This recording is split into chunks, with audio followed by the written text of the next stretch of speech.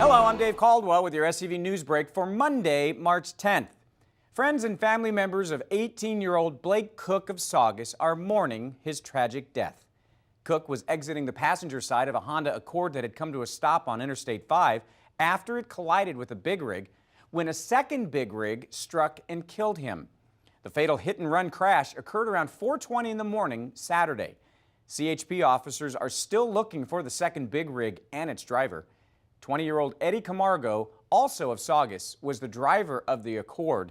He was arrested on suspicion of driving under the influence of drugs.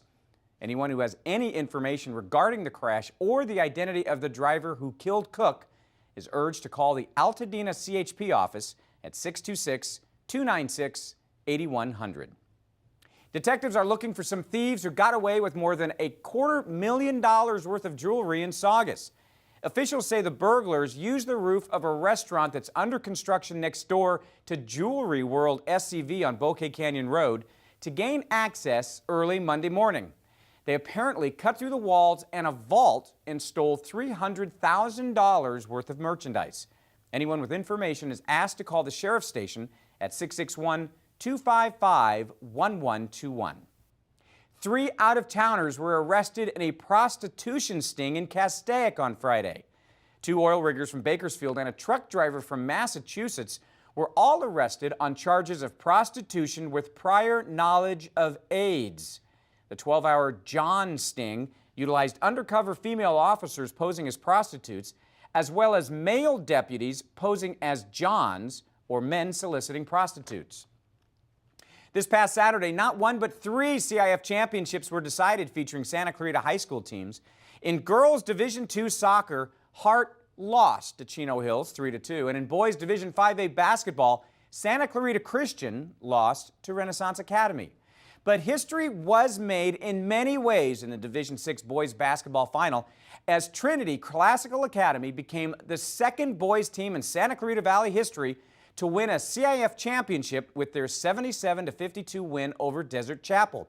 Trinity also became the first school to claim 2 championships in 2 different sports in the same school year, as the Knights also won the CIF championship in 8-man Division II football.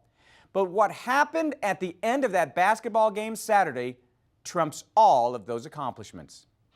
It was the CIF Southern Section Division VI Boys Basketball Championship. The Desert Chapel Eagles against the Trinity Classical Academy Knights. With a minute and a half to play in the game, Trinity led by 23, thanks to Ian Cato's school record time 37 points in the game. Knights head coach John Brooks then put into the game freshman Bo Howell, a special needs student with developmental delays who serves primarily as the team's manager. Bo put up a shot, but missed. Trinity's Trey Christopher got the rebound and passed it back to Bo for another shot. Eagles head coach Alfonso Alvarez saw what the Knights were hoping to do and called a timeout. In the huddle, he told his players to let Bo score.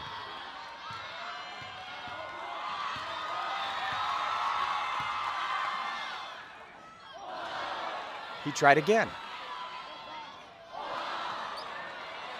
And then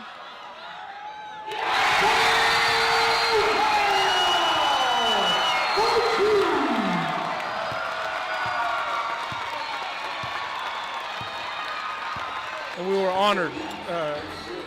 We felt that in our hearts. That's all we all about. So